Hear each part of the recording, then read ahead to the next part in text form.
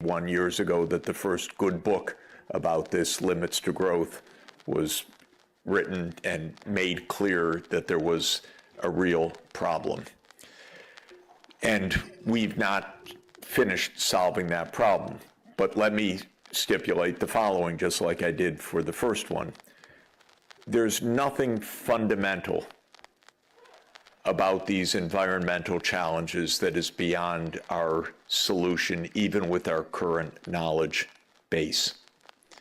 In other words, we already in 2023 have the range of technical solutions to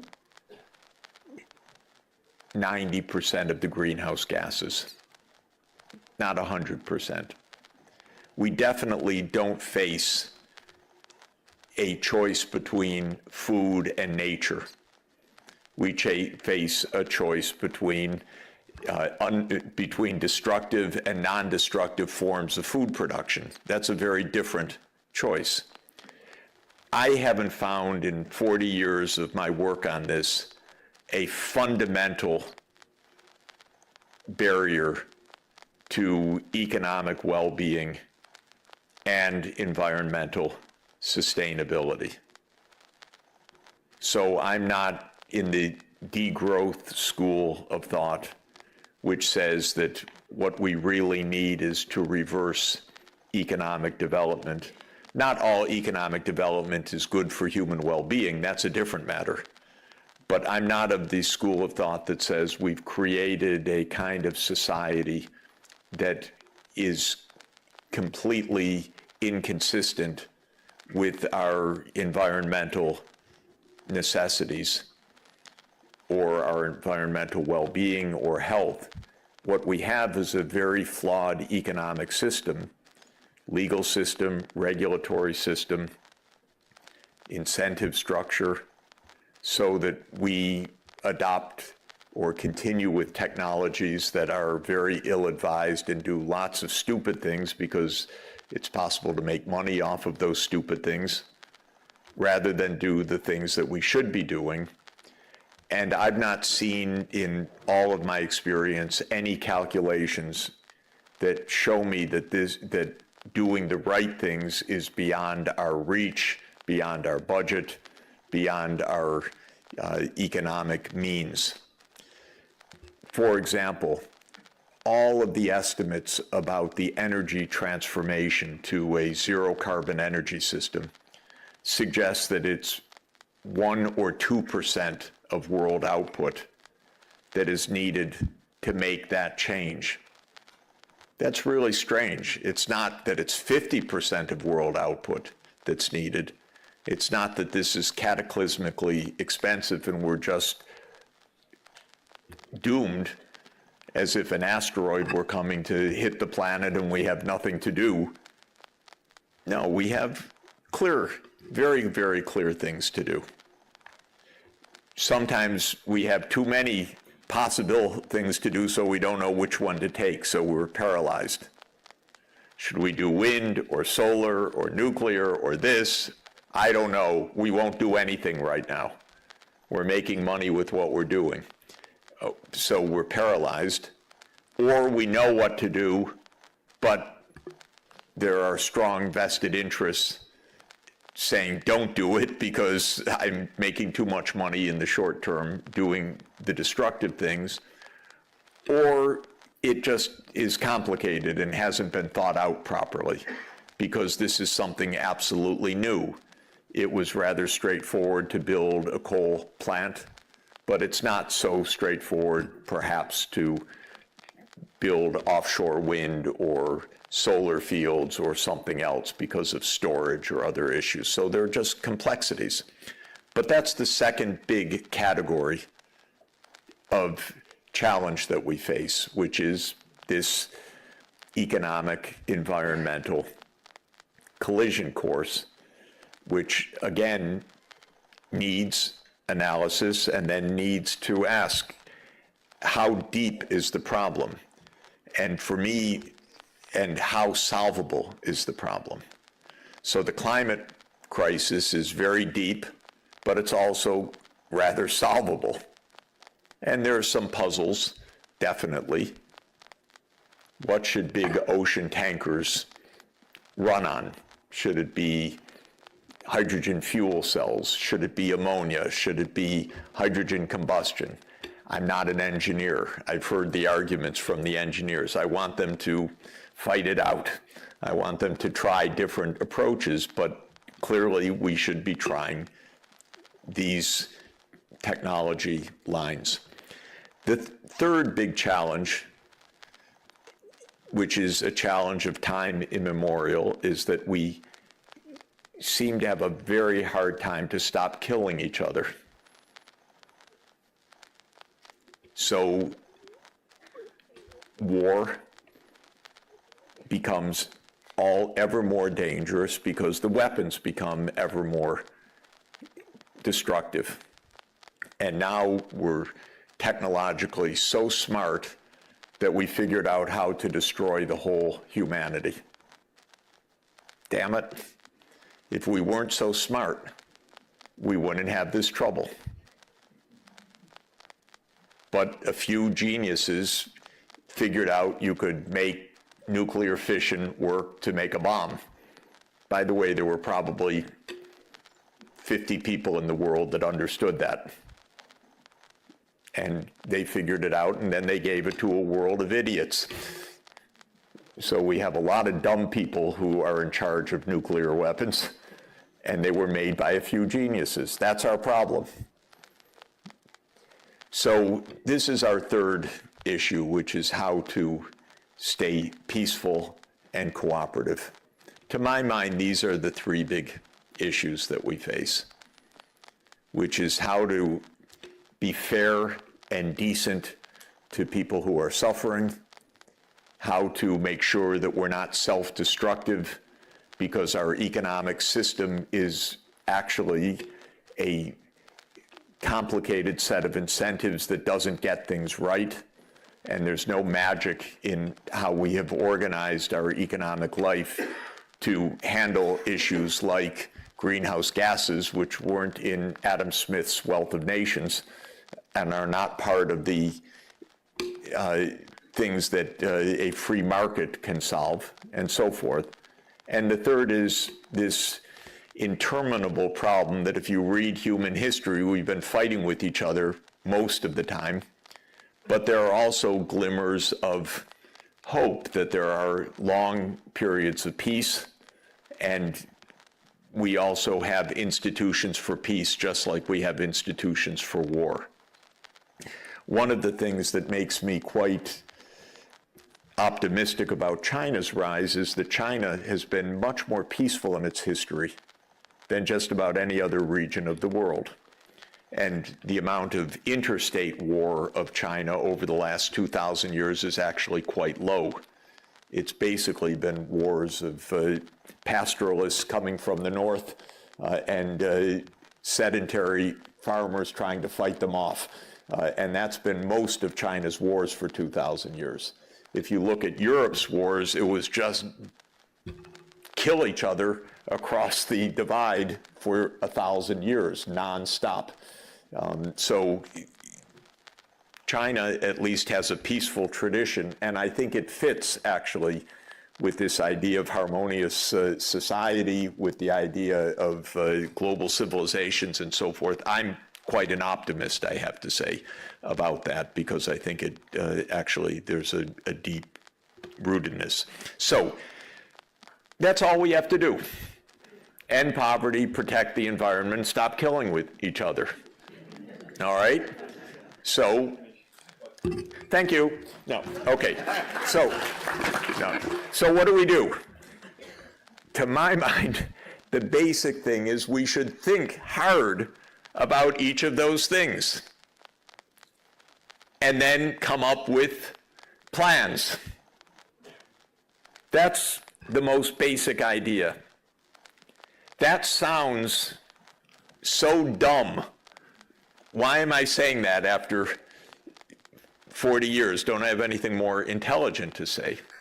And the thing is that the way that our social systems work is not to think and then solve these things. And that's very interesting. Our economic system is designed around a different principle, which is let people do what they want, get rich, go find your job, go buy what you want, but not solve problems. So in economic land, it's not oriented towards solving problems. It's oriented towards doing your thing. Businesses are supposed to go make profits, and we're supposed to be good consumers, and we're supposed to be smart in the job that we pursue. But at least in market economics, which became the dominant ideology of the Anglo-Saxon world and then the world, it isn't to solve problems, it's go do your thing. So don't expect the answers to these problems to come from the economic sphere or from the business community. It's not their job. Their job is to run a business, it's to make money. So that's problem number one, that we don't think in the economic sphere about end goals. We're supposed to just do our thing. And then politicians. In most politics, it's not about solving problems. It's about maintaining power. And that's even the goal. And you have experts on maintaining power. All the politicians have little Machiavellis around them, handing them, this is what you need to do to stay in power. And that's your goal. And so politics, at least in my country, has very little to do with any goals. I don't know what any American goals are. We have no goals. We have some heroes, our founding fathers. We love the Constitution. We like the July 4th Independence Day. But we have no goals. And even when I hear Dr. Zhao talk about China's goals, you could not have that in the United States, stating those goals. Because that's socialism. You're not allowed to have goals.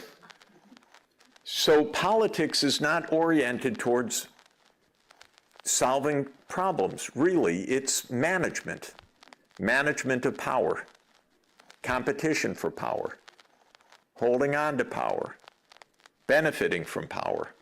And so we don't see from our governments most of the time these big goals and how to solve them. I really think China's been different in this period, the last 40 years, from most other governments. And I think the success is a result of that, actually, that it's really, and why? Well, I think this is a very interesting question, but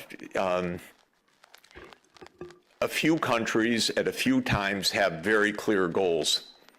Maybe because of survival, maybe because of their past history, maybe because they have a successful neighbor, so they want to imitate the success.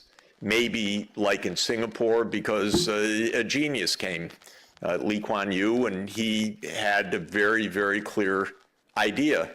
And really, Singapore, it is a case of a very clear, brilliant thinker who just guided things for quite a while, like Plato's philosopher king.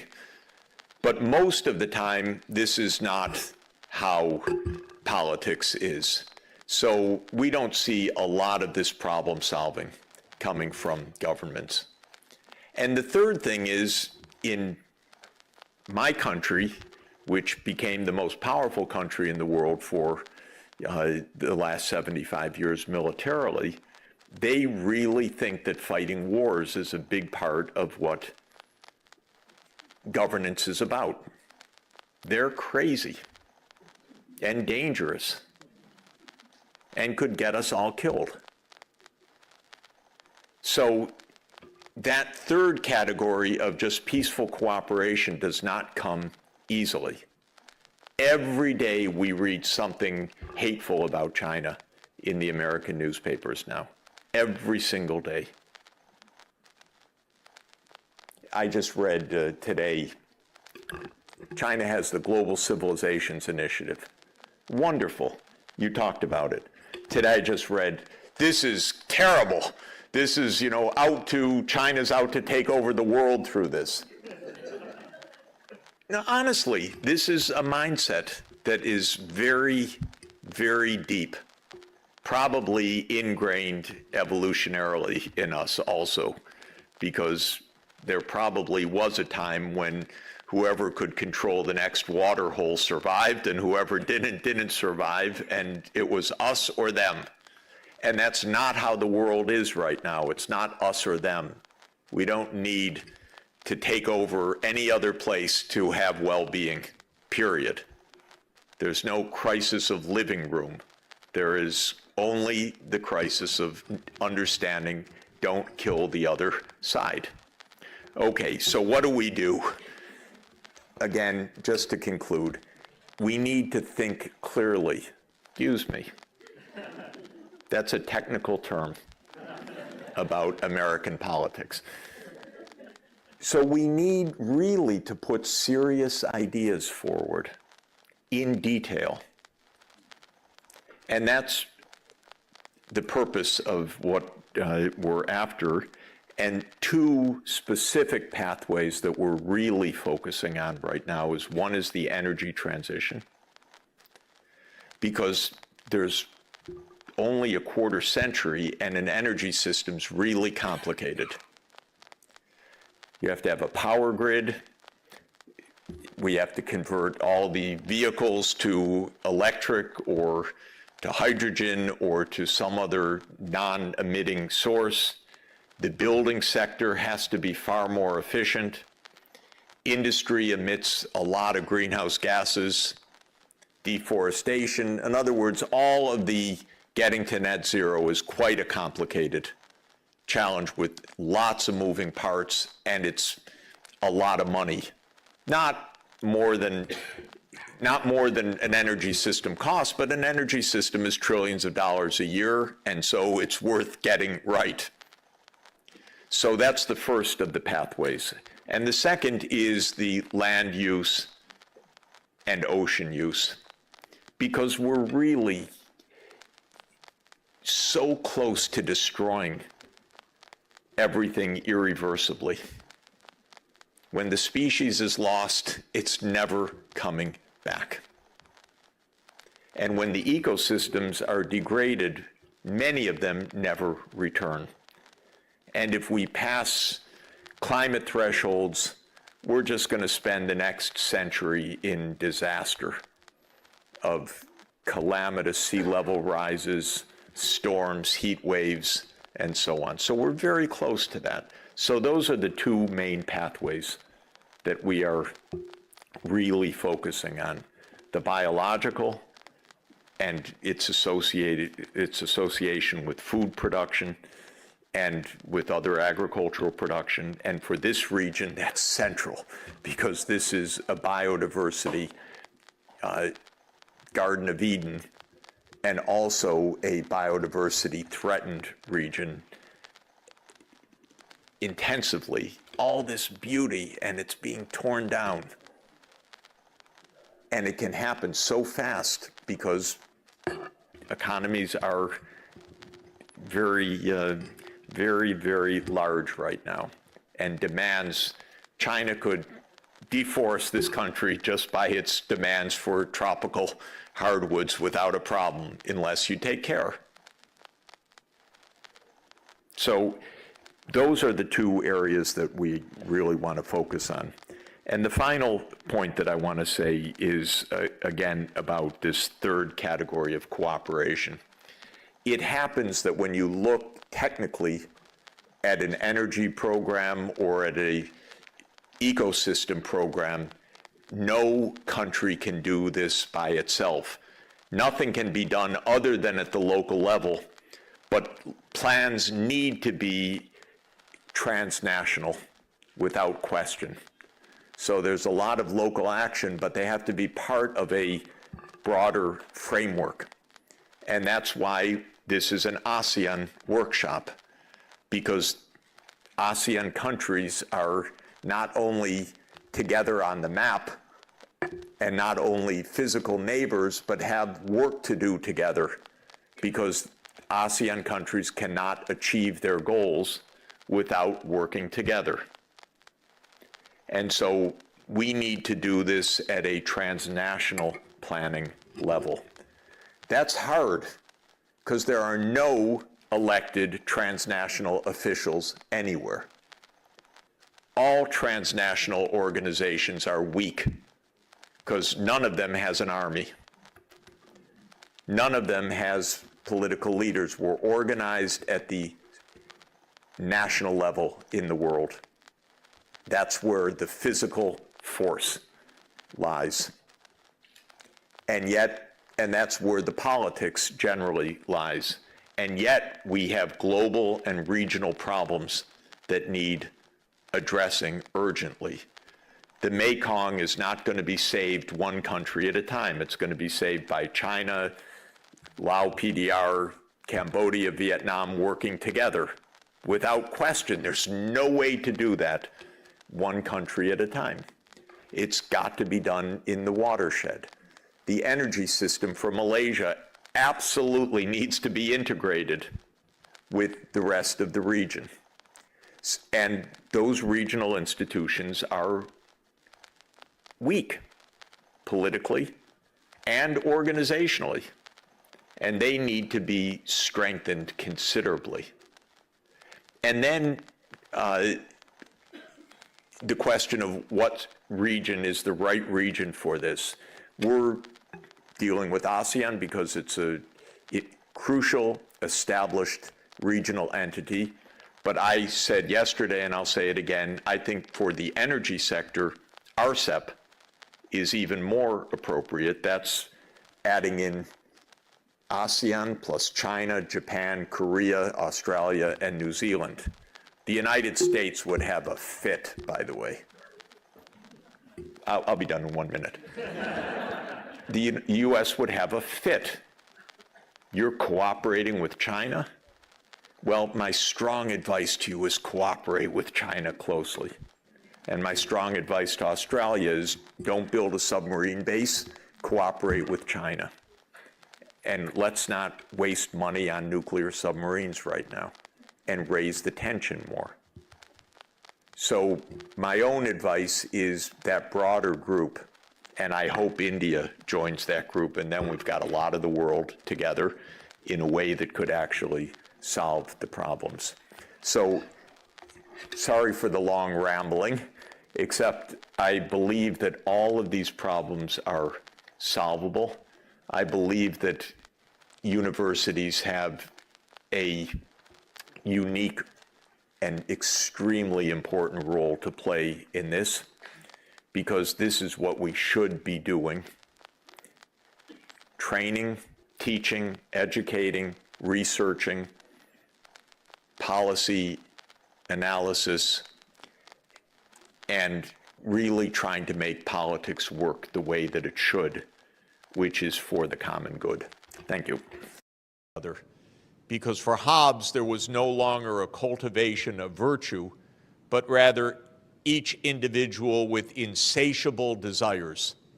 So Hobbes's model of human nature is that it is simply unbounded desire. It can't be taught to moderate desire. It can't be cultivated for virtue. It is individualistic and it is insatiable. And so Hobbes said, unless there is an overarching power, people will kill each other. And so we need a Leviathan, he said, to stop human nature from committing non-stop violence. It was a very pessimistic view of human nature, but notice the main point is no longer was there any idea of developing virtue. That was deemed to be impossible. Instead, one needed institutions to reflect harsh reality. This is the flip of philosophy. It's no longer about cultivating the good, it is about controlling the bad. Then interestingly and importantly, this was amplified at the beginning of the 18th century, first by a very influential public intellectual, Bernard Mandeville, who wrote an essay in London called The Fable of the Bees. And in The Fable of the Bees, the most aggressive bees win, but they make the hive powerful and great. And if you try to control the avarice or the vice or the aggression of the bees, the hive actually dies. So this was now a philosophy of empire, that power seeking was good because it would make the society powerful and wealthy and able to dominate over the other bees. So it was taking Hobbes and adding another element. One beehive taking dominance over others. And clearly this was a philosophy that appealed to the emerging British Empire.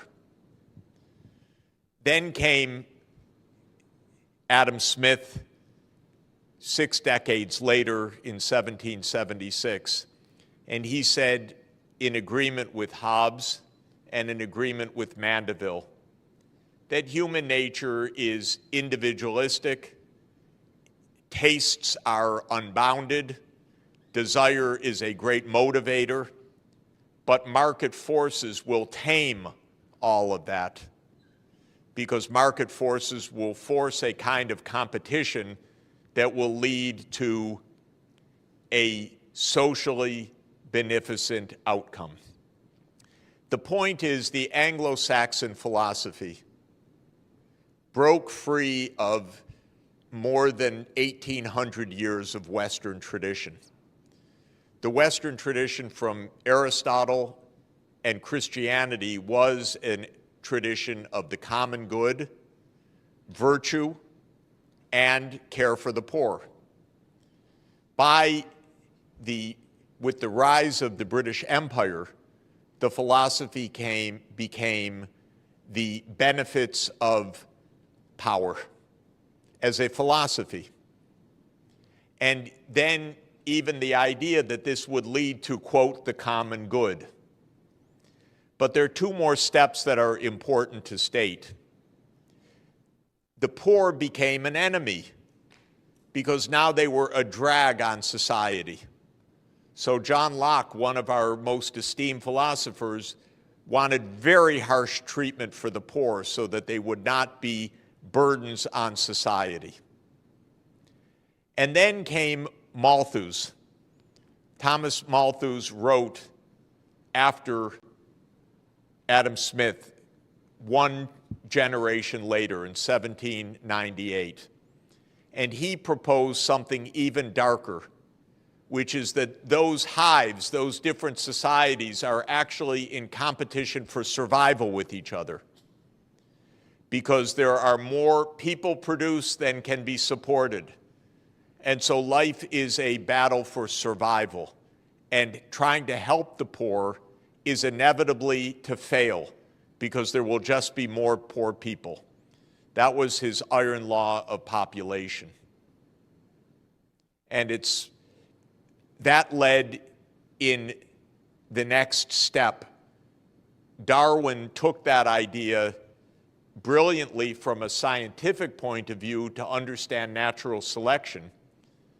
But the later 19th century philosophers took that idea as a struggle across nations, and that now nations or peoples or races were in the struggle for survival. And this became known as social Darwinism. And the idea was, not only should there be no beneficence, if you help your own poor, you will weaken your society compared to others, and indeed you're in a struggle for survival. And this gave rise to the worst crimes of history, because Nazism actually as a philosophy, which it was based on social Darwinist pseudoscience. And this idea, the German people will survive or the Slavic people will survive. And so this is a war even to extermination. Now, this kind of idea led to the worst cruelties, but we are still in a mindset in the Western world where it is competition and struggle that is the absolute underpinning of society. When I studied economics, I was taught about perfect competition. I was never taught even 1 minute about perfect cooperation. The idea doesn't even exist in economics. It's not even developed in one paper that I know of, because the idea of cooperation as a norm doesn't exist. It happened, this notion of letting greed motivate action perhaps did generate the spirit of innovation to some extent. But the way that it was championed and taught, of course, led to the worst excesses. So the world became rich, and those who were rich became devoid of benevolence and compassion. And a terrible writer in the United States who became quite popular, Ayn Rand, a kind of popular philosopher among young people and among many politicians, wrote a famous essay about the virtues of selfishness. So selfishness became the virtue, actually. That's the literal title of an essay. It's unbelievable, and she is championed by many still. These novels are unbearable to read, but they are part of our philosophy. So I went on too long, I know, because the sign told me to stop 5 minutes ago. But so that's not very benevolent of me. But let me say the following. I believe we've had a deviation from the right path in Western civilization. There are roots of Western culture that we can really use to find a path of virtue and politics that is ethical. But the Anglo-Saxon version deeply lost this tradition. And there are many fascinating reasons for this, but it was mainly the rise of power of the British Empire, which was in many ways an extremely nasty empire.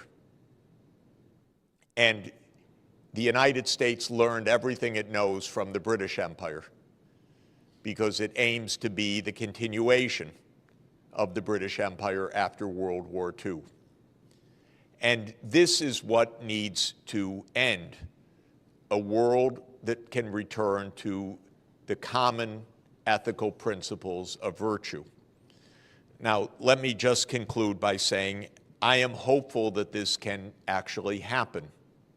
And I think you at the table need to help lead that. And we need to help explain these things. And when President Xi Jinping launched last year the Global Civilizations Initiative, I think that this is actually an important opening that is very positive, because China has said we should go back to our roots of culture to find a way forward, which I very much subscribe to.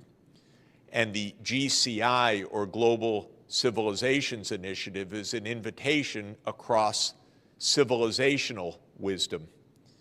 And I hosted a meeting in Athens last month, co-hosted with the Academy of Athens, a Aristotle-Confucius symposium on ancient wisdom for modern challenges that brought together Chinese and Western philosophers. We didn't have Buddha properly at the table except one very distinguished Buddhist thinker from Cambodia, but we need more of that. At the end of this meeting, we agreed that we would have a second symposium. This time, I hope it is the Aristotle-Buddha-Confucius Symposium in Shufu, in Shandong province in July. I hope we could participate together in that. We will be back for that. Many philosophers are interested in that. I will be in Shufu in next month for the Nishan Forum, which is also a philosophical forum, but the Shandong government has asked to host the follow-up meeting of the Aristotle-Buddha-Confucius Symposium. And I believe that this idea of East and West deep philosophical traditions, finding the deep humanity that is common across them, is extremely important and powerful and can really contribute to an understanding which right now doesn't exist. And I think the failings of this understanding are overwhelmingly on the Western side, if I may say so, because we are steeped in a philosophy of competition and even war. And this mindset is taken as given, but it is actually a recent phenomenon. It is an imperial phenomenon, and it needs to be put aside. So I believe that this actually can be done. Can I have 2 more minutes?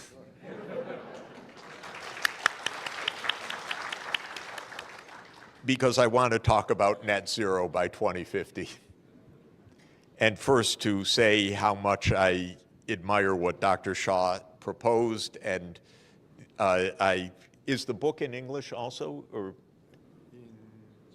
in Chinese? English, Okay, we're going to have to get me an English translation somehow, if we can, but I'm very eager also to read your forthcoming paper. Let me add a couple of things that I think are central, but I think they're already exactly in your climate club idea. It is not possible to reach net zero one country at a time, least of all for an island.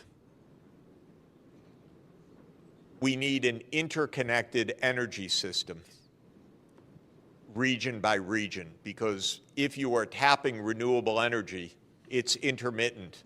So it's sunny here or windy here. This needs interconnection. And East Asia should be interconnected in a common grid. There is a mainland China program called GuideCo, Cooperation Organization, that is the China State Grid engineers who are doing analytical work on interconnecting regional grids for Africa, for South America, for North America, for Europe, and for Asia. This is very important work. Taiwan should be connected to the mainland in a power grid. And the mainland should be connected with Mongolia, and it should be connected with the ASEAN countries, and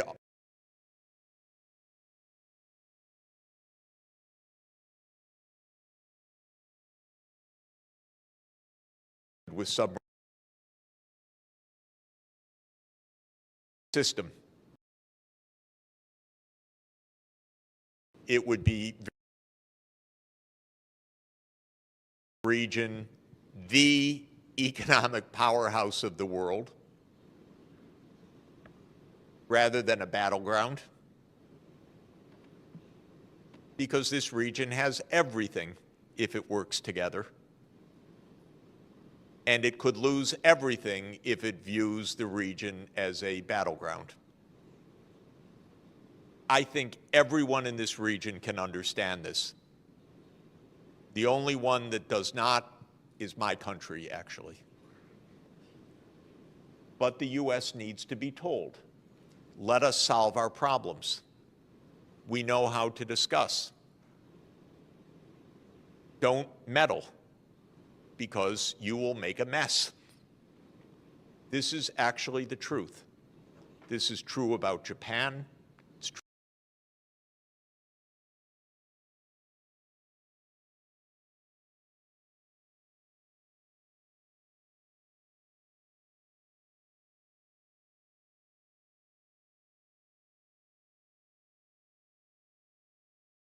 of zero carbon energy and all the cooperation that would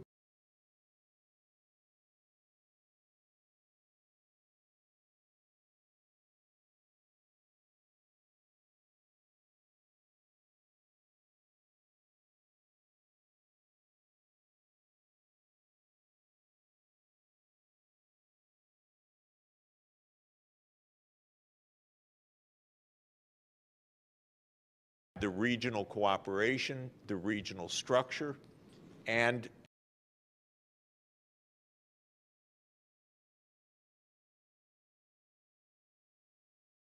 pose and probably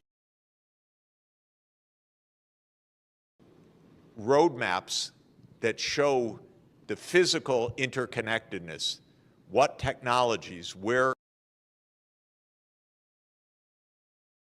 as I've been saying,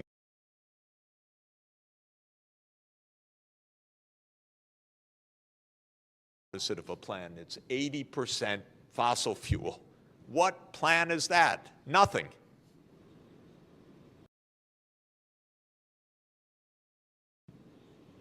Please, don't encourage them.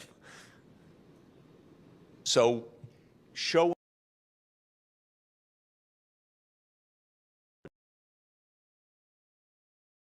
fantastic work.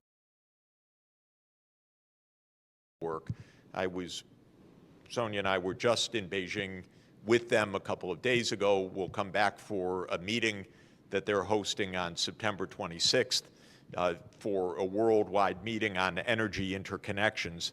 I think that this is really absolutely at the core.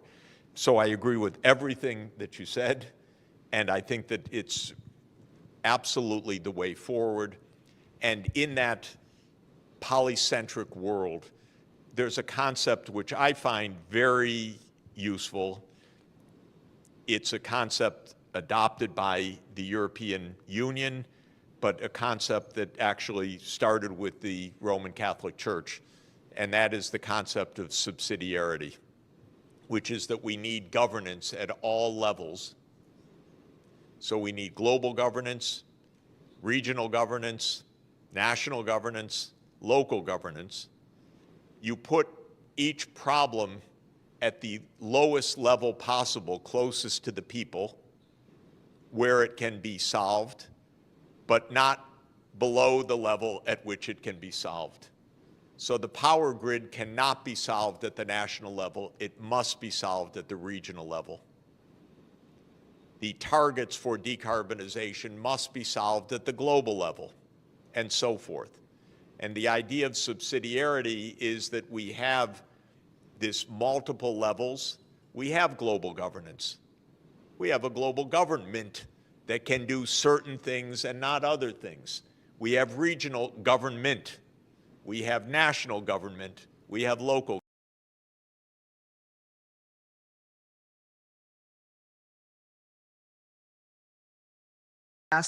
Let's talk overseas, a lot of people call this the Newland administration, not the Biden administration, because Newland has been there. She was Cheney's advisor. She was the Bush ambassador to NATO.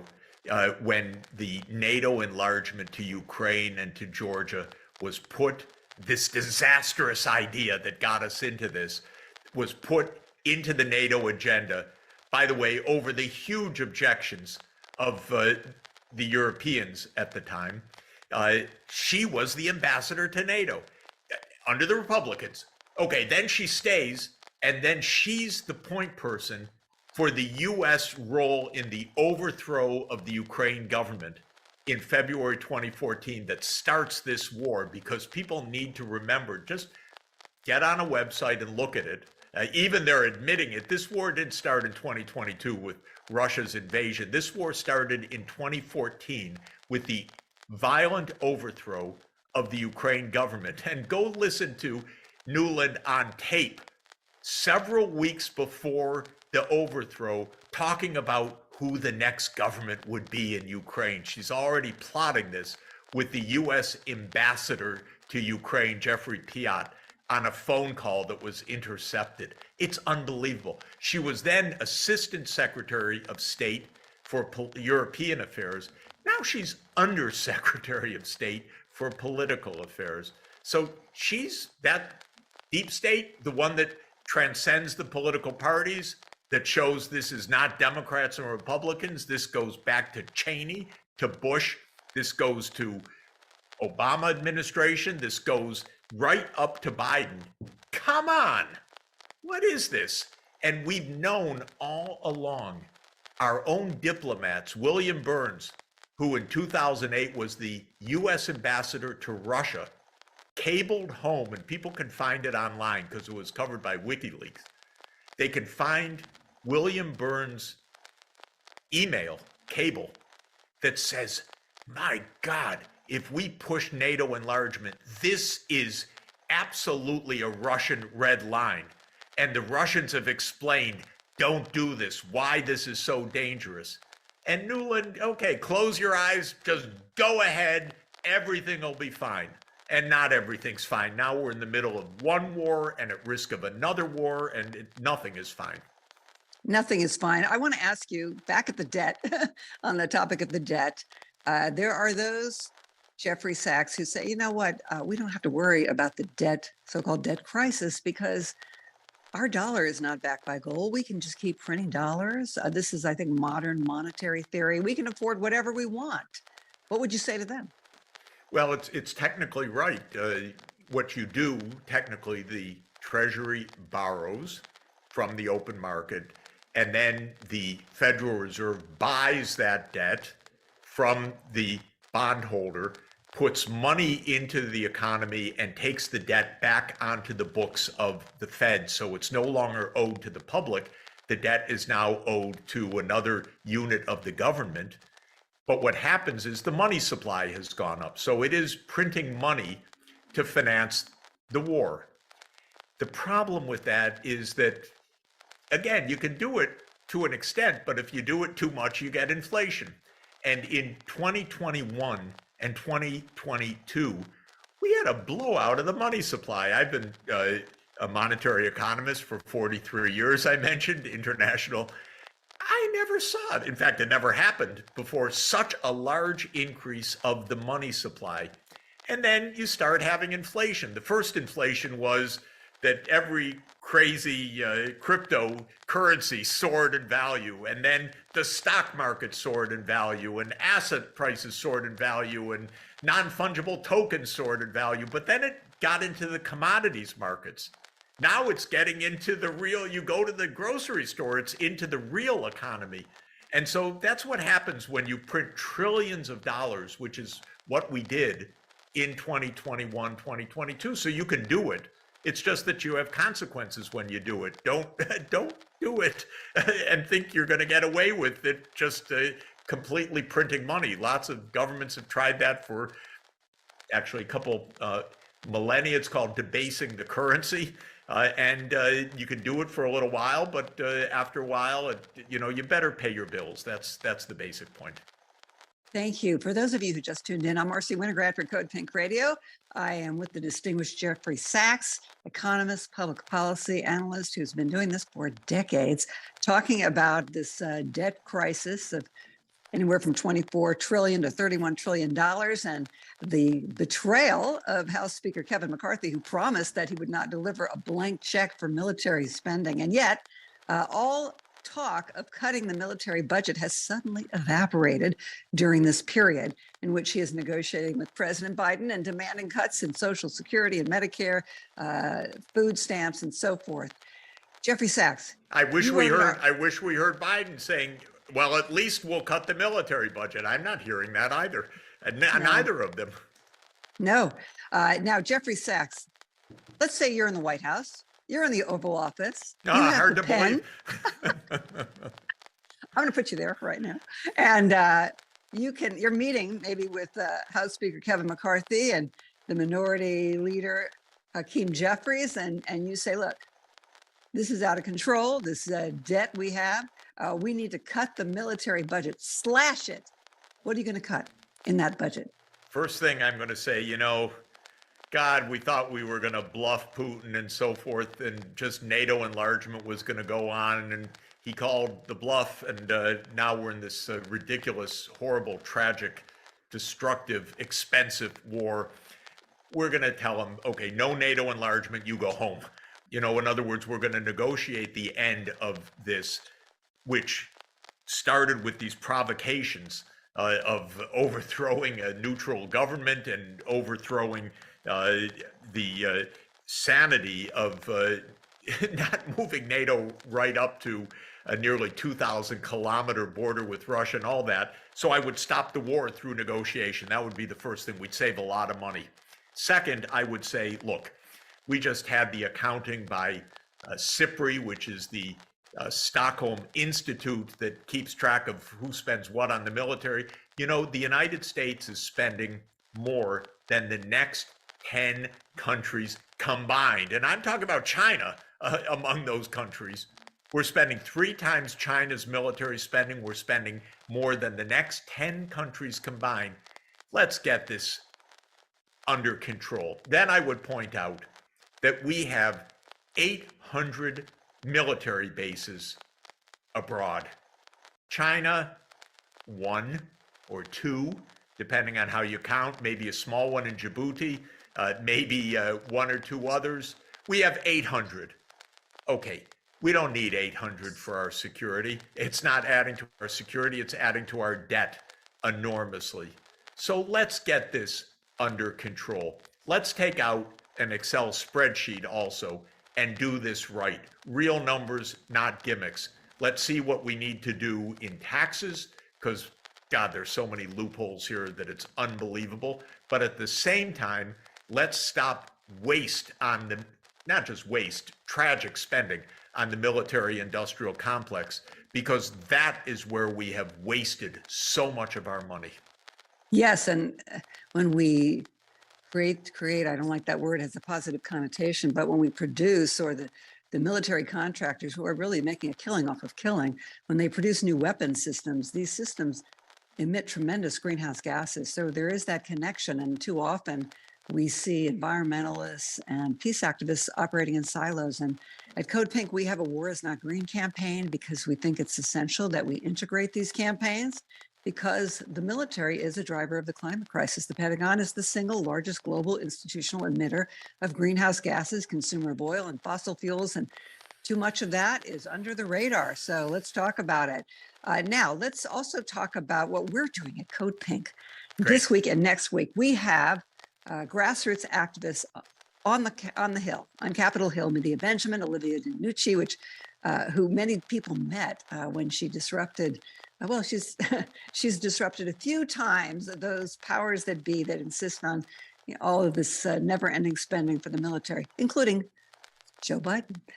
So anyway, they're going to be on Capitol Hill with others, visiting key lawmakers' offices and saying, look, this is our petition. Code Pink is a partner in the Peace in Ukraine Coalition, which represents over 100 organizations. We have a petition calling on Biden, Putin, and Zelensky to support a ceasefire and peace negotiations now. And I thank you, Jeffrey Sachs, because you are one of the prominent signers of that petition, along with others such as Noam Chomsky, Daniel Ellsberg, Dr. Cornel West, Ann Wright, Jack Matlock, the former ambassador to the Soviet Union, even Roger Waters, the co-founder of Pink Floyd, has signed that, as well as Dennis Kucinich, one of my heroes, who was in Congress for many years and a great peace champion. So we are taking this ceasefire petition not only to offices on Capitol Hill, but also fanning out across the country to deliver it to congressional offices, along with a full-page ad that ran in the New York Times last week. Thank you very much, Eisenhower Media Network. And this ad said, let the United States be a force for peace in the world instead of, well, I'm adding this now, instead of a force for war and destruction. There are those, however, Jeffrey Sachs, there are those who disagree with this call for a ceasefire. They think it's controversial. They say, no, we cannot have a ceasefire because then Russia, Putin would end up with this annexed territory in the Donbass and in Crimea. Whether that was an annexation or reunification is certainly up for debate. What would you say to them?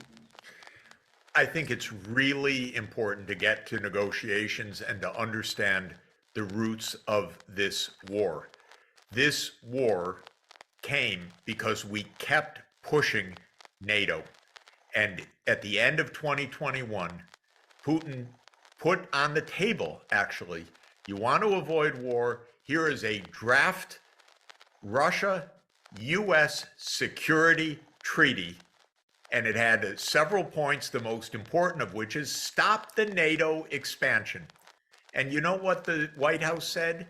No way we're going to talk to Russia about NATO expansion. That's our business. It has nothing to do with Russia. Of course it has to do with Russia. We're about to put NATO right up against the Russian border. And so this was calamitously misguided foreign policy in the United States. And it's not just me saying it. The leading American diplomats have been saying this for decades now. Don't do this. George Kennan, William Burns, who's our CIA director right now, warned about this in 2008. And William Perry, who was our Clinton's Secretary of Defense, nearly resigned over Clinton deciding to enlarge NATO because Perry was saying, we're going to start another Cold War with Russia. So it's possible to negotiate. But it's actually been, strangely enough, the United States that has absolutely rejected diplomacy. Americans probably couldn't believe that, but it's actually true. And it's at least two recent occasions. One is at the end of 2021, when Putin was putting a diplomatic initiative on the table. And we said, no, we're not going to talk about it. NATO enlargements, none of your business. That's what we told the Russians. And then at the start of the invasion, just a couple weeks after the invasion, Zelensky said, all right, okay, we could think about neutrality. We should negotiate. Now, I know what happened there because I've spoken to people that were deeply involved in this. Right at the beginning, the Ukrainians said, we could really we don't have to be in NATO. We could have guarantees from other ways. And the Russians said, okay, let's talk. And the Turkish diplomats said, we'll mediate. And so real mediation started. And actually, the former prime minister of Israel, Naftali Bennett, got into the act as an informal mediator. Towards the end of March 2022, they actually were working on the draft agreement to end the war. I'm talking about more than a year ago. And the United States said no. The United States said no diplomacy.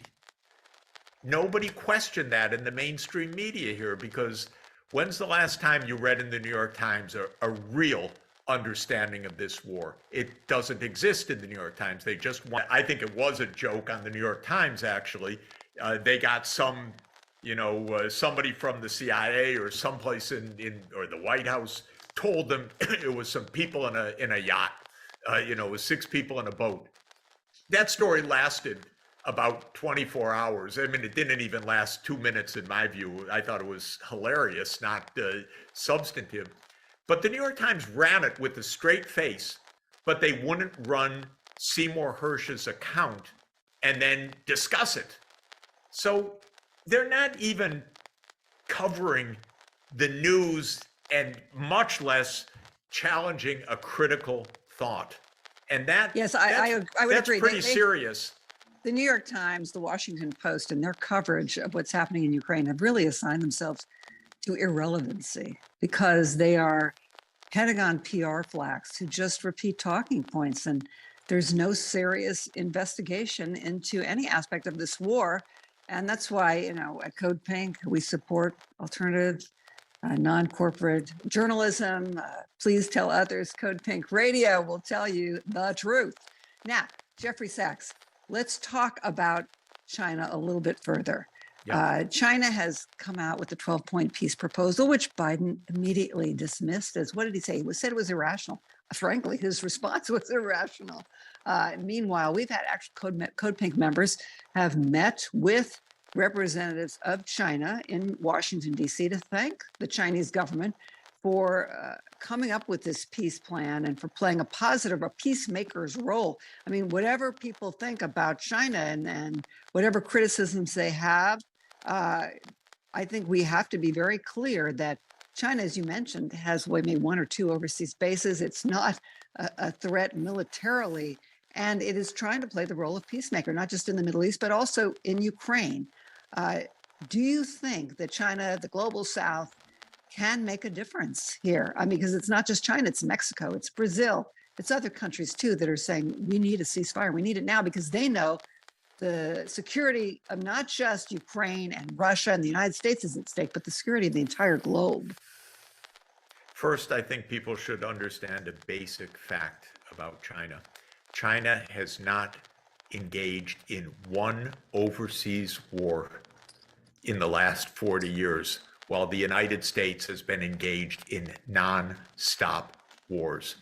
We keep pointing our finger at China. Look at how militaristic. We vastly outspend China on the military. We have surrounded China with military bases. We've been engaged in constant wars. We are trying right now to break the Chinese economy. And then we point our finger like the G7 did in this recent meeting in just a kind of a hate-filled, ignorant session. Look at how evil China is. Look at how evil China is. It's so low level for anyone who really follows this. I was actually myself in China last month. I've been to China so many times over the last 40 years. We're in a propaganda field right now of anti-China propaganda that has no basis in reality. And we're trying to create an enemy there so we can crush China because they're daring to achieve economic development. So this is the starting point. Now, in terms of China's peace plan, it has one crucial point. And it says that a peace agreement should respect the security interests of all parties. What does that mean? That's code for don't expand NATO, because Russia, understandably, regards that as a direct security threat. To have NATO weapons on Russia's 1,900-kilometer border with Ukraine is not what Russia would like. Just like we would not be thrilled with Russian bases in Mexico or in Canada or any place else nearby. That's what Russia's trying to tell us. China gets it. China just uses very Confucian, if I could say, very nice, orderly words, respect the security interests of all parties. And that means to the United States, would you understand what Russia has been saying to the US since Russia was independent December 1991? Don't enlarge NATO. And especially since 2008, by God, not to Georgia. Are you kidding? That's what they've been telling us. And China gets it. And that's why Biden immediately rejected it, because this is a game. The game is Newland's game to expand NATO to Ukraine.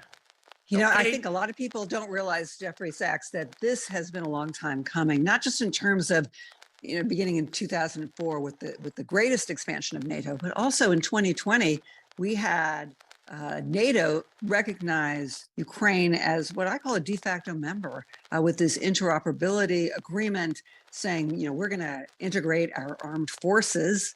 Now, what's the difference between being a de facto member of NATO and an official member of NATO? Well, it could be what you're talking about, bases. It could be nuclear weapons. People say, well, Ukraine gave up its nuclear weapons. First of all, they should all give them up, right? We should be pushing for the treaty on the prohibition of nuclear weapons, which NATO emphatically opposes. So NATO, and by the way, if I may just, weapons. if I may just say that under the Nuclear Non-Proliferation Treaty, of which we are a major signatory, we are bound to nuclear disarmament, but we're not even trying right now. So we're not even honoring the treaties that we're in, much less joining the treaties that we ought to be joining. So this is a terrible thing. And by the way, that's a huge budget cost. That is hundreds of billions of dollars that we're spending on, quote, modernizing the nuclear weapons rather than negotiating nuclear disarmament. So that's another part to come back to the budget story of the past. But this story of NATO goes back actually to the early 1990s. I spoke with a wonderful historian recently who told me that in documents that he is reviewing, he hasn't published yet, Ukraine was already on a list for NATO enlargement in 1992. Now, that's, years before Putin's anywhere around on this. This is a plan that goes back to the neocons with Cheney and Wolfowitz and Rumsfeld in the Bush administration. So this goes back, and now, interestingly, if you look up, it's a fascinating article. Zbig Brzezinski in 1997 in Foreign Affairs magazine. Mind you, this is before Putin's president by years. In 1997, Zbig Brzezinski spells out the timeline for expanding NATO to Ukraine. And he says almost exactly the sequence as it actually happened, because what he was writing in 1997 was not just his ideas, he was writing what was already in the works inside the government. So this is a story that goes back 25 years at least, and it's been hidden from the American people. And they thought they'd get it on a bluff. The real idea of the United States was, what's Putin going to do? We're going to expand NATO, and what's he going to do? And he's going to complain, and we're going to say it's none of your business, and we're going to expand. And that was really their idea. Then Yanukovych got in the way. Yanukovych, president of Ukraine, who said, no, I don't want Ukraine to be in NATO. That's very dangerous. We'll be neutral. Well, the U.S. helped get rid of him. So this is a long, long story. None of it told honestly to the American people. And then if you say it now that this had something to do with the war, try to get it published in the New York Times. You can't. Jeffrey, people say, I've heard this over and over again, and they quote different people, unnamed people, I won't give them the credit here. They say, look, the reason why Putin has not invaded Poland, let's say, is because Poland is a member of NATO. So Ukraine needs this protection. If Ukraine were a member, an official, not just a de facto or interoperability member of NATO, then Putin never would have invaded. That's possible. But you know what? The way we did it, we virtually guaranteed a war. Period. In other words, to say, okay, Ukraine, you're going to join NATO, and the Russians are saying against our border, no. And then as this occurred, they said, you keep pushing this, we're going to have war. And the war started in 2014 because the safety for Ukraine was when Ukraine was saying, we don't even want it. Stop. Don't get us into the middle of this war between the two of you. So the fact of the matter is this: NATO enlargement was completely unnecessary and provocative all the way back to the 1990s. And then we saw in But- 2019, but just to Ukraine say- embedded in its constitution this vow to join NATO. Just to say, even the first round, which was Poland, Hungary, and the Czech Republic, the Russians hated it, but it didn't cause a war. That's far from their borders. Then the next round came, and the Russians were really, really annoyed because that one was on their border with the Baltics. So it was Latvia, Lithuania, Estonia, Slovakia, Slovenia, Bulgaria, and Romania. And then they said, oh, come on, will you stop? Then in 2007, Putin said, okay, you've done it. You keep expanding NATO. You promised you wouldn't, but you keep doing it. Stop. Do not come up to our border with Ukraine and Georgia. And by the way, people should take a map out and understand a little bit about this. The real goal of these neocons, the Nuland neocons, is to surround Russia in the Black Sea. This is why, where does Georgia come in here? I don't mean Atlanta, Georgia. I mean Georgia, the country in the Caucasus. Where's that come from? If you look at a map, the idea of these neocons is that you have Ukraine, Romania, Bulgaria, Turkey, and Georgia surrounding Russia in the Black Sea. And Putin saying, don't do this, stop. And he says this in 2007. Then in 2008, Bush pushes this, and Nuland is key member of the administration then. And they push this over the opposition of the Europeans and get the Bucharest NATO declaration to declare that Ukraine will be a member of NATO, will. And by the way, Biden has been part of this all along. And the military industrial complex has pushed this.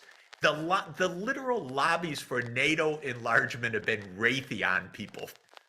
I mean, you can't make this up. This is how the U.S. government works. Lastly, Raytheon- Jeffrey Sachs, Yes. I want to ask you about Ukraine and the future of Ukraine. Should we continue on this calamitous path of endless war, propping up the Ukrainian government to the tune of $6 billion a month, spending over $115 billion to continue the war, half of that going to military contractors for weapons and military training. Meanwhile, what's going to happen to the Ukrainian economy? Because we've already read about Zelensky privatizing a lot of these industries that were nationalized under the Soviet Union. And we know that BlackRock, representatives of BlackRock have been over in Ukraine. And we know that Zelensky has a website. And on the website, there's a menu for privatizing Ukraine and inviting investors to, yes, invest in the military in Ukraine. Where do you see this going? Should we continue on this course? Look, Ukraine is being destroyed. This is the first tragedy is for Ukraine itself. Being a place where the U.S. wages a proxy war is the worst place you can be. As Kissinger famously said, to be an enemy of the United States is dangerous, but to be a friend can be fatal. We are killing Ukraine. Literally, we're killing Ukrainians, but we're killing Ukraine. Think of how we loved Afghanistan, how we love South Vietnam. What do we do? Iraq. If you are the place where the U.S. is waging a proxy war, first of all, you will be physically destroyed. You will have mass outmigration of young people, of talented people, of people just trying to survive, for God's sake. You'll have your infrastructure destroyed. All of this, the Ukrainian economy is busted, and the Ukrainian population has shrunk tremendously because people have left the country. And so this is in no way helping Ukraine. This is just, I tried to tell the Ukrainians, I'm for you. I'm not against you. They kept thinking, oh, that's Putin propaganda. I said, no, listen, I go back to the Vietnam War in the United States, to Iraq, Afghanistan. I've seen what happens when the US grabs you in a proxy war. And this is what's happening right now to Ukraine. It's being tragically destroyed. And every time things don't work, our side ratchets up, and they keep ratcheting up. And sad to say, Obama knew in 2014, he got the main point when he said and realized that Russia has what's called escalatory dominance. What that means is Russia can meet us and raise the bet. Because for Russia, this is existential. For us, it's another war. Okay, we're going to expand NATO here. We're going to expand NATO there. We're going to do whatever we want to do. For Russia, they view this as the essence of Russia's national security. They have 1,600 deployed nuclear weapons. Obama realized this, said, I don't want to even start down this path. I don't know what this administration is doing. They have no plan. It's phony. And phony in the sense that they have no route to success, but they're in it up to their necks right now. Worse than that, for Ukraine, they're in it above their heads.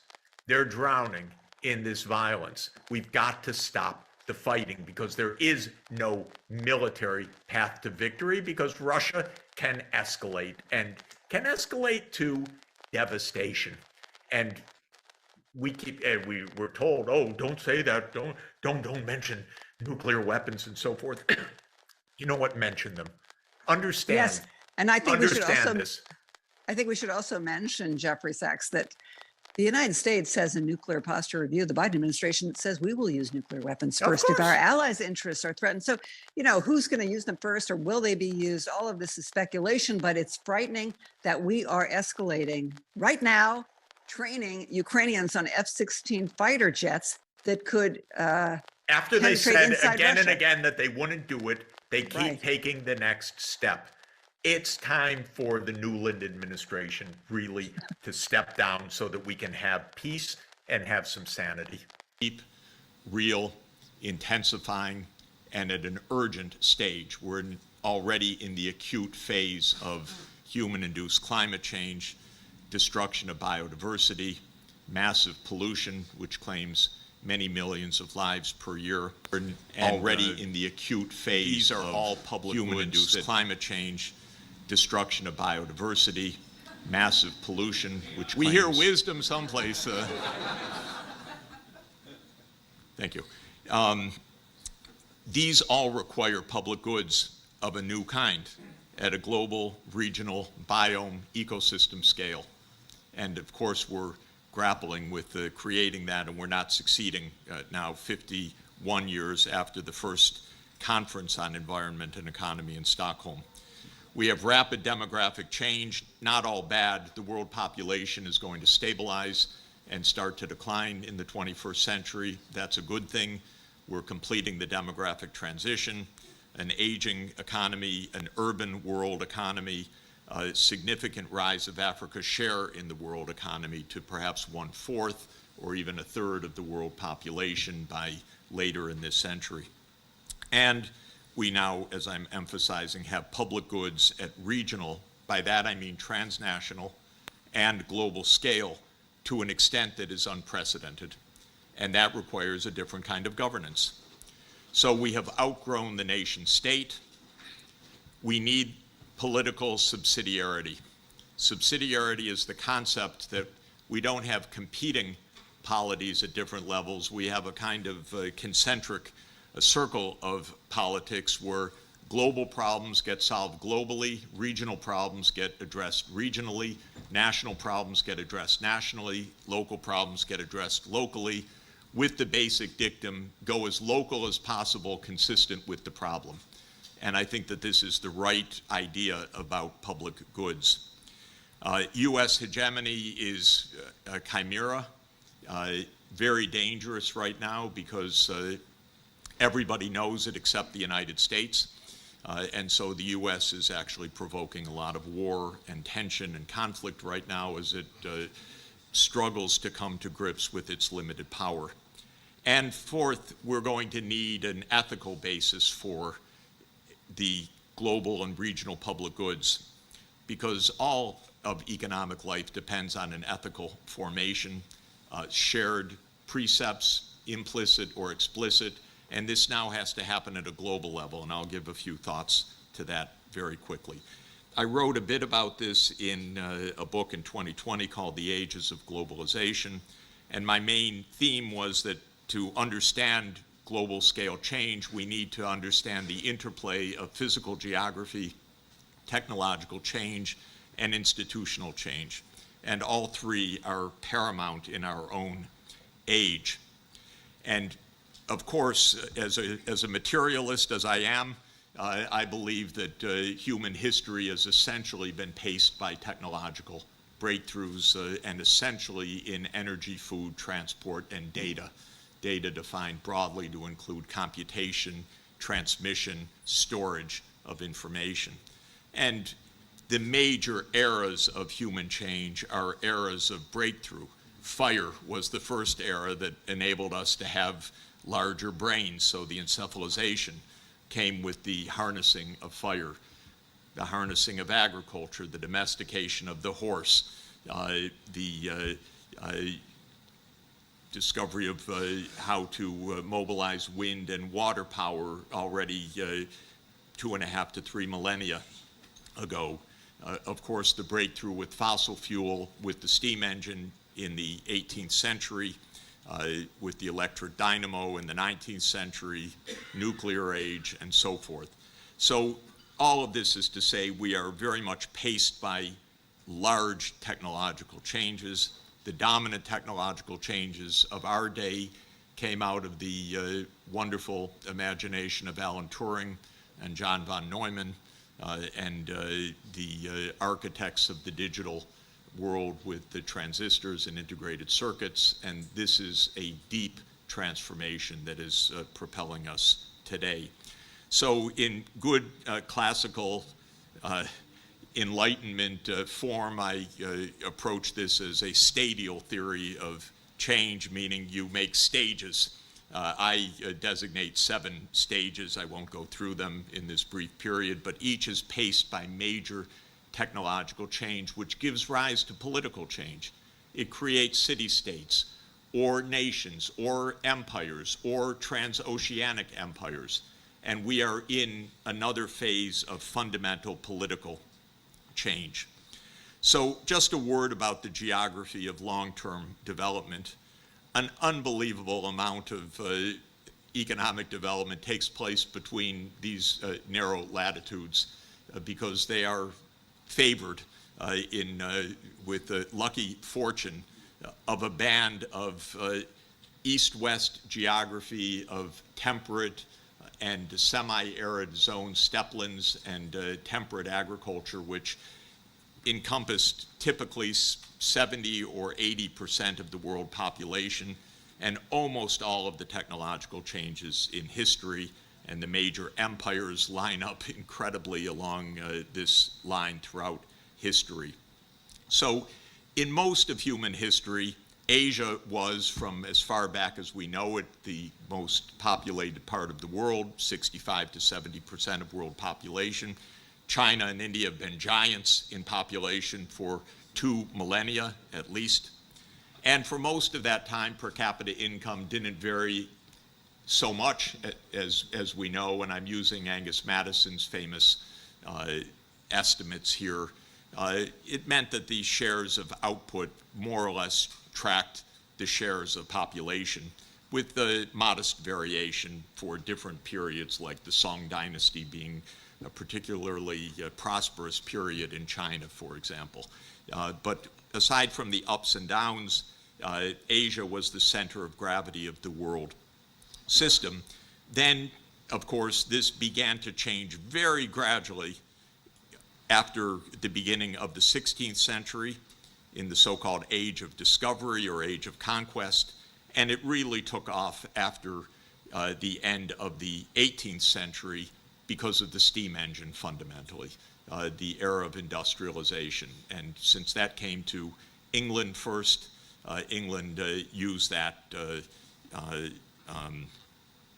to conquer much of the world. Just to say, as everybody knows, it is the great accident of history that Europe became the first to industrialize and to conquer Asia, because it was absolutely far more likely, I'd say something like 10-1 in favor of China in the 15th century, that it would go the other way. China was very close to discovering the sea routes to Europe and even possibly to the Americas across the northern Pacific. But in 1434, the single worst economic policy mistake in human history was made when the mandarins at the Ming court scrapped the Chinese fleet and just ended what was the mega age of discovery and oceanic transport of the giant fleets of Admiral Zheng He. Absolutely no deep reason for it. It was a catastrophic mistake. The next time the sea routes were opened between Europe and Asia was Europeans going to conquer Asia, not Asians going to explore and trade with Europe. So Columbus and Vasco da Gama. And my favorite lines from The Wealth of Nations, which is a remarkably wonderful and humane book, as well as a brilliant treatise. But my favorite part is this. Adam Smith says, the discovery of America and that of a passage to the East Indies by the Cape of Good Hope, that's 1498 and 1492, are the two greatest and most important events recorded in the history of mankind. Big statement, not bad. Connecting the whole world by these two oceanic voyages. Their consequences have already been very great, but in the short period of between 2 and 3 centuries, because Smith is writing in 1776, which has elapsed since these discoveries were made, it is impossible that the whole extent of their consequences can have been seen. And then what's wonderful about Smith in the Scottish Enlightenment is he points out that while this was generally a beneficial fact to unite the world, it was disastrous for the native inhabitants of the East and West Indies, he says, because he says that they were relatively weak at the time. He didn't understand that they also brought pathogens of the old world to the Americas that wiped out the population. So Smith could not have understood that, but he did understand conquest. And he said something incredibly humane at the end, which I think marks him as one of the great thinkers of modern times. He said, hereafter, perhaps, the natives of those countries may grow stronger, or those of Europe may grow weaker, and the inhabitants of all the different quarters of the world may arrive at that equality of courage and force, which by inspiring mutual fear can alone overawe the injustice of independent nations into some sort of respect for the rights of one another. But nothing seems more likely to establish this equality of force than that mutual communication of knowledge and of all sorts of improvements which an extensive commerce from all countries to all countries naturally, or rather necessarily, carries along with it. So what Smith is saying is, in the future, there's going to come an equality because trade is going to carry knowledge, technological improvement, and an equality of force. Basically, we are 250 years after Smith's writing, and that prediction has come true now. So Smith was in the middle of a 500-year period. 500 years ago, Asia in the lead and the center of gravity and in the technological lead. Europe becomes the agent of change. The steam engine, a reflection of that, not something that came out of the blue, but came out of Francis Bacon and Isaac Newton and empire. But it came out of a Glasgow workshop, the condenser on James Watt's steam engine. And there came a new European and North Atlantic-led world. But as Adam Smith said, eventually trade will rebalance, and that's the convergence that we're seeing now. So Watt's steam engine, historians are right to say that what was so fundamental about the steam engine is that it broke the organic barrier of the traditional economy, because basically almost all energy of the primary energy of the pre-James Watt economy was organic. What you could feed to human beings for their labor and what you could feed to the animals for animal traction, plus a little bit of wind and a little bit of water. But basically an organic economy, and we moved to a fossil fuel economy, and that let loose the ability to do work of an unimaginable scale. So everything changed with the fossil fuel breakthrough in the last 2.5 centuries. And of course, Europe got there first, and Britain got there first of the first. And in the geopolitics, we ended up with the British world. This is a map of a wonderful book, The Countries Never Invaded by Britain. Those are the ones in white. Britain went out and just beat the shit out of everybody. And really nasty, by the way. Nasty. In 1839, showed up in China and saying, you have to import our opium. No, we don't want your opium. You don't want our opium? We'll beat the hell out of you. That was the first Opium War. It was followed by the second Opium War. No scruples at all. Sorry to say. So that's power. That's the power of one-sided industrialization. And it conquered much of the world.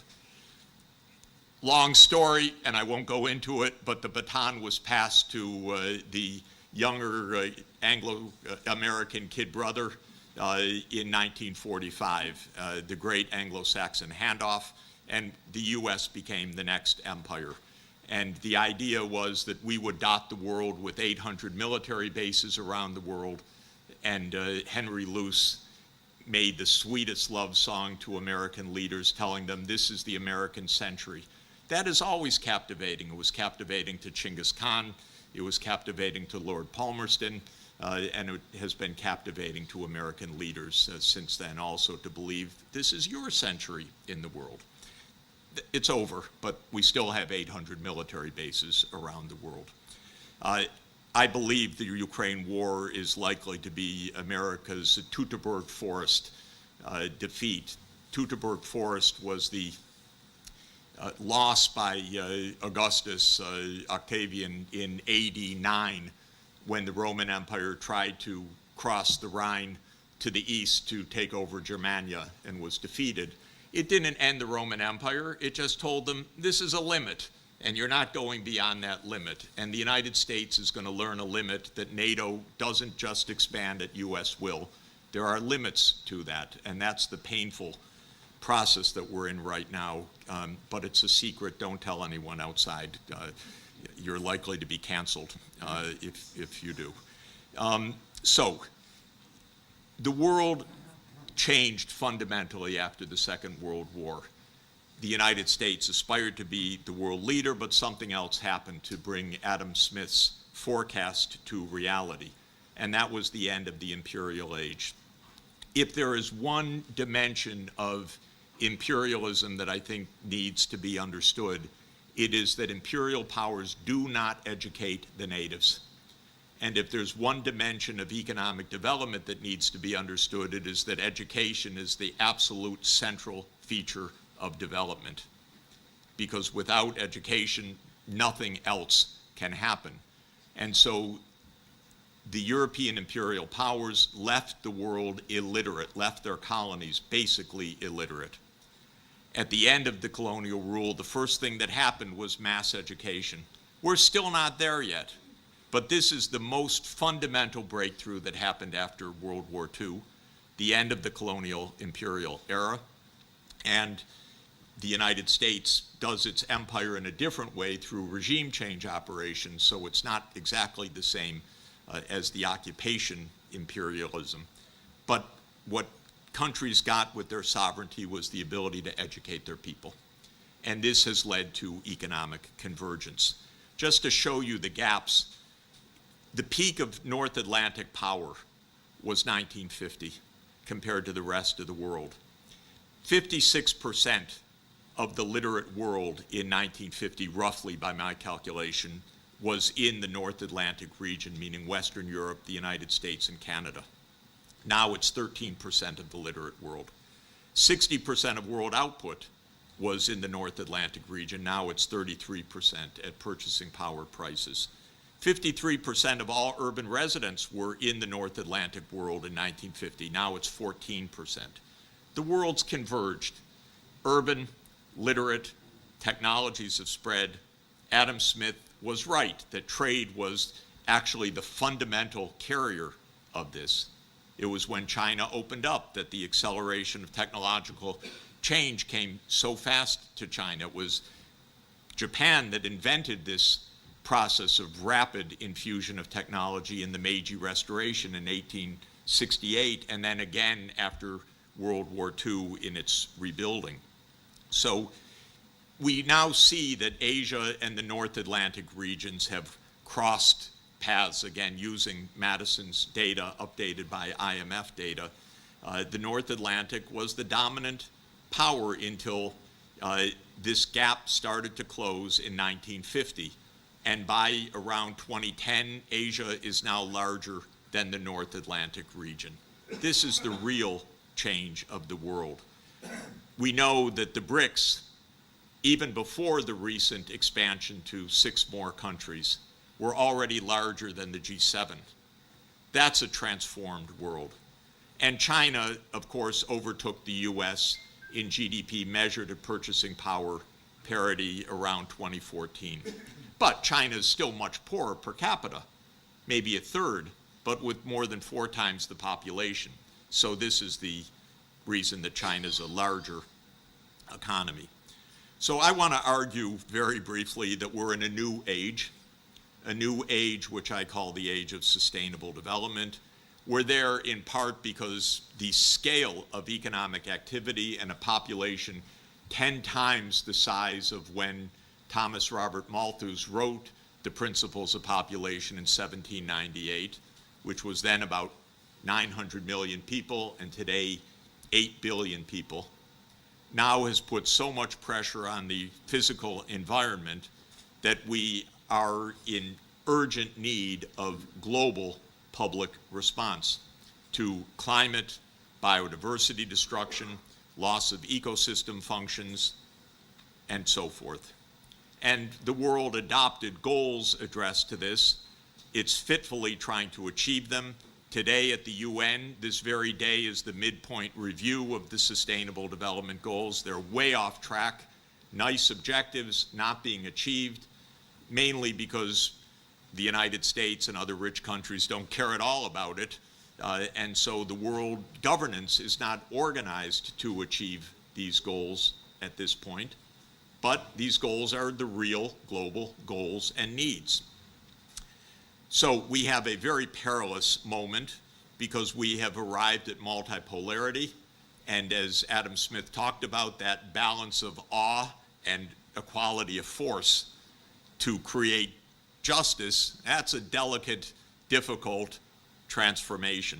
And just to say, there are several different theories of what's going on right now. Robert Kagan, whom you may know is our chief neocon ideologue and the husband of our acting Deputy Secretary of State, Victoria Nuland, believes that American hegemony must rule and will continue to rule. Otherwise, the jungle will grow back, as he says. Wow. Henry Kissinger says that we need a balance of power theory. Balance of power is okay, except it becomes imbalanced, and it's extremely difficult to manage.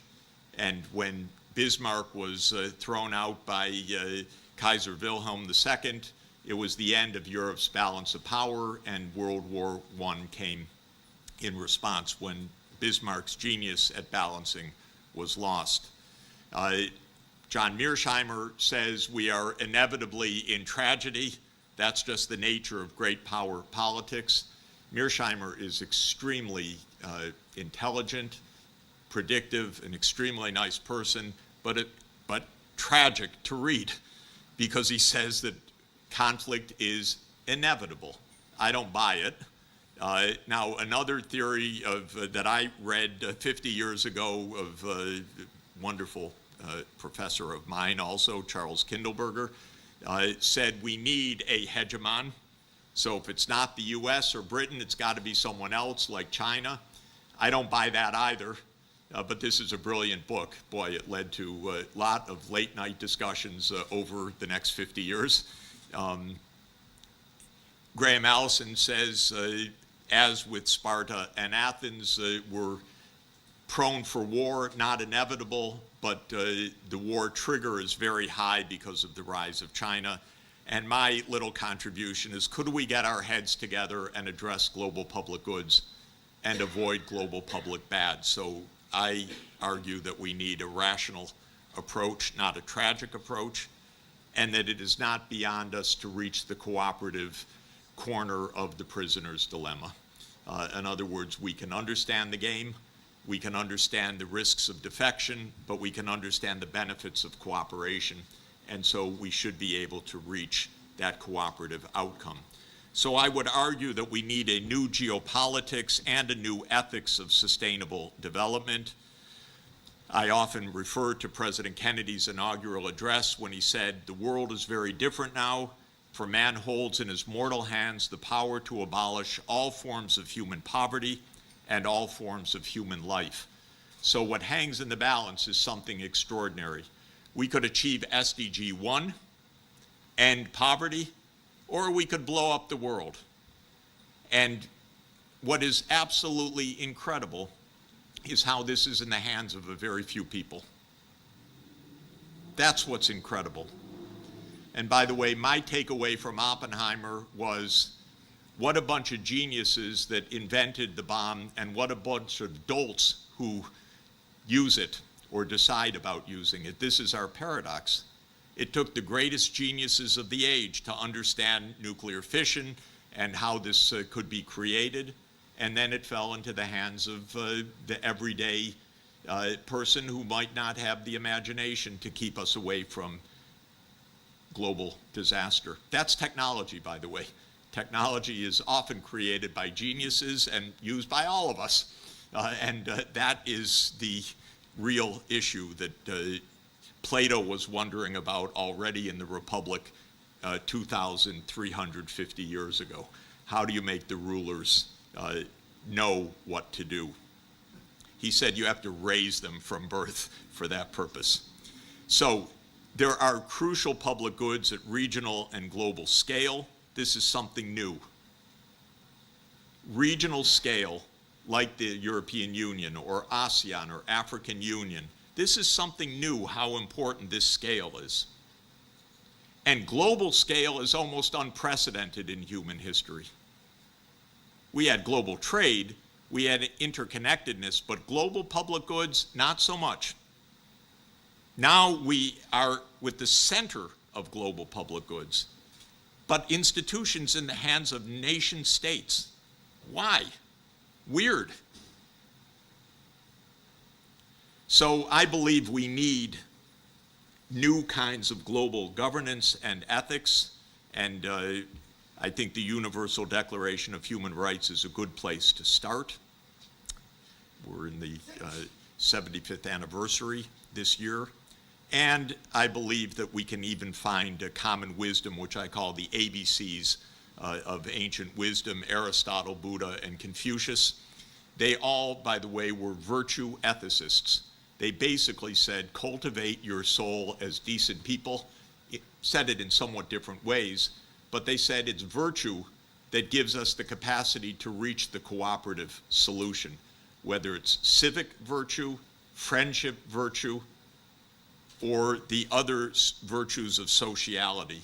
And Aristotle said it's possible because... But we love you, and we never go to war except in bombing Belgrade for 7 straight weeks. And oh yeah, in Afghanistan we occupied for 15 years as NATO, and the Iraq War was unprovoked, and yeah, we tried to overthrow your ally Assad with the CIA regime change operation, and oh yeah, NATO took out Gaddafi, and yeah, we are placing missiles nearby you in Poland and Romania because we unilaterally abandoned the anti-ballistic missile treaty, but we're peace loving, and of course we're going to move NATO right up to your 2,300 kilometer border, and not just in Ukraine, but we're going to do it in Georgia.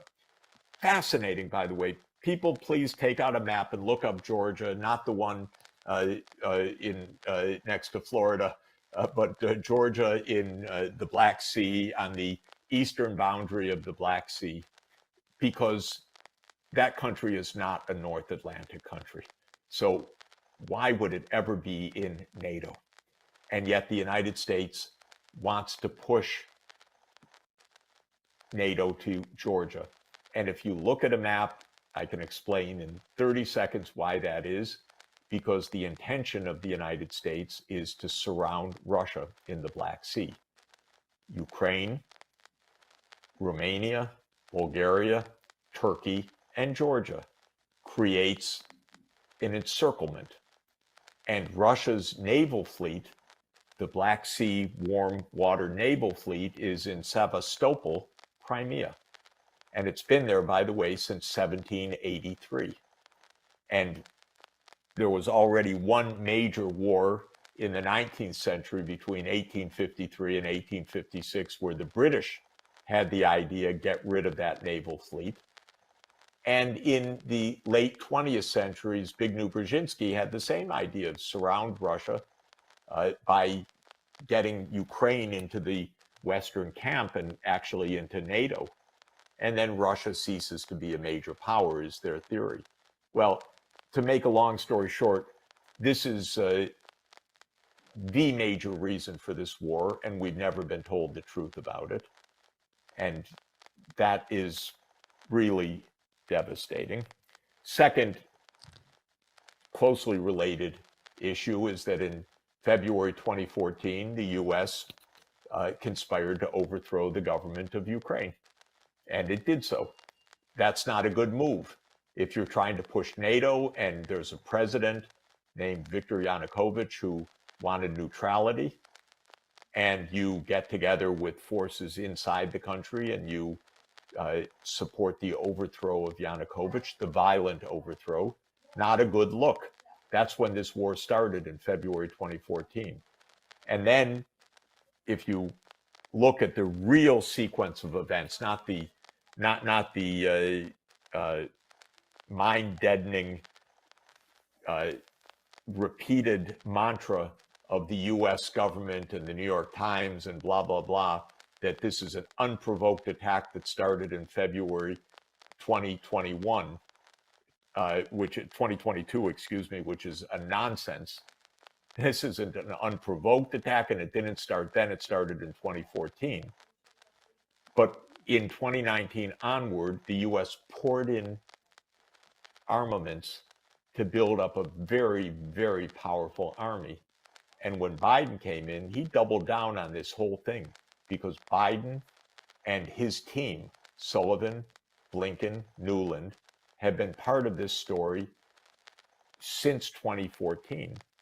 And really before, because Biden's always been an advocate of NATO enlargement. Biden's got some dark side still to be explained about Ukraine as well, because of Hunter's involvement. We don't know what that is yet, but there's something not good at all about that.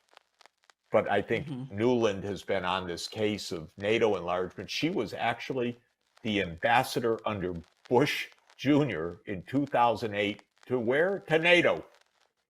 In the 2008 meeting, when the US pushed the proposition and forced everyone to agree that Ukraine would become a member of NATO. So Nuland's been part of this story from way back when, from the Cheney Bush days, and she continued through the Obama administration days as the point person for the overthrow of Yanukovych in the US government and for the NATO enlargement issues. And then we started arming Ukraine heavily, especially in the late 2010s. And then Biden really doubled down when he became president and repeated actually in several high-level processes that Ukraine will become a member of NATO. And to bring us to today, and just to conclude, on December 17th, 2021, President Putin tabled a Russia-NATO security agreement in a draft based on no more NATO enlargement. And I happened to call the White House after that, said, avoid a war, negotiate. It's not even a concession. Why do we want NATO in Ukraine? It's going to provoke disaster. And I was told, oh, don't worry about it, Professor Sachs, but we'll never negotiate over NATO enlargement. It's none of Russia's business. And I said, none of Russia's business? Are you kidding? It's their border, 2,300 kilometers. How can it not be their business where the American military alliance is? But we are so arrogant that we treated it as if don't have to talk to Russia about it. Then as soon as this special military operation was launched in February 2022, Zelensky said, okay, we could be neutral. And they actually exchanged documents, drafts, and negotiated a peace arrangement a year and a half ago in March 2022. And I talked to the negotiators, by the way. I talked to the mediators, the Turkish government, in detail. And you know what happened? The United States came in and told Zelensky, no, you don't agree to neutrality. You fight on. We have your back. You're going to win. You defeat Russia. Okay, now there are hundreds of thousands of Ukrainians dead. This counteroffensive of June, July, August, and September is a killing field. Ukraine doesn't have the weapons, the manpower, the training, the air cover, the artillery to do this, even if it were desirable to do. They don't have it, so they're getting smashed. And Biden doesn't have the gumption to say, you know, this was a terrible blunder. We need to agree that NATO won't enlarge and save Ukraine, but rather, oh, we're all with you for as long as it takes, meaning how many more hundreds of thousands of Ukrainians dead as long as it takes? Oh, come on, I'm 68 years old. I know what it means as long as it takes. It means some moment the U.S. leaves. That's what it means as long as it takes. With a lot of dead in Ukraine, in a country that has been absolutely pummeled by artillery nonstop, basically, on both sides since February 2022, but with a lot of shooting and killing that took place since February 2014. This is terrible. This is destroying Ukraine. This isn't protecting Ukraine. And so this is the real story. But again, the government lies to us. We don't get to debate it. And if you say it, you know, you're a Putin propagandist, you're called. But I have written an op-ed in the last couple of days that I've put online where the Secretary General of NATO himself, someone I know quite well for a long time, Jens Stoltenberg, said when he was speaking in the European Parliament that Putin went to war to stop NATO enlargement. But we don't have to negotiate with him. Well, great favor to Ukraine. It's interesting. I'm just looking at this map from what you're saying, and yeah, NATO has nearly successfully, completely cut Russia off from various bodies of water. I mean, you've got the Black Sea, what you're mentioning, and if they could get Georgia and the rest of Ukraine, you know, then they'll have every other area around that Black Sea, the Baltic Sea as well. They've cut them off from the Baltic Sea with Finland. These are choke points. Yeah, right. Why do you think they're trying to do that? Why cut them off from the Black Sea or the Baltic Sea? I'm curious if the Caspian Sea is next. I mean, is that what you think they're going to go after that one? as well? Look, I don't know if you have used to play Risk. Do you know that board game? Yeah, It was a yeah. board game of my youth. The idea was to have your piece on every part of the world map. Then you had taken over the world. Well, that's the neocon vision. They're playing Risk at the expense of vast numbers of deaths in many parts of the world. They want to have the U.S. military or subservient governments or supplicant governments or pliant governments everywhere on the map of the world. And this is pretty relentless. And it's kind of manifest destiny writ at the global scale. It used to be at the continental scale. Nothing could stop us. We take over all of North America. Native Americans notwithstanding, and so forth. This is manifest destiny at the global level. The only problem is others don't quite share this idea, and we are getting into an awful lot of wars, and they're very dangerous, very dangerous. This is a war with a nuclear superpower and obviously a very powerful military. And Russia has 6,000 nuclear warheads. And they're gunning after China, at least a lot of politicians in Washington. I think in the last few weeks, Biden is trying to pull back a little bit, I think, from the brink, but scared always of his right flank that he'll be attacked for being soft on China and so forth. But there are a lot of hardliners on China that seem really to be preparing for war. Can you imagine anything more reckless, stupid, unnecessary, potentially Armageddon than that? I can't. So all of this is mind-boggling to me. But the basic answer to your question is no rational reason other than that they think they're playing global hegemon and they need their piece on every part of the map.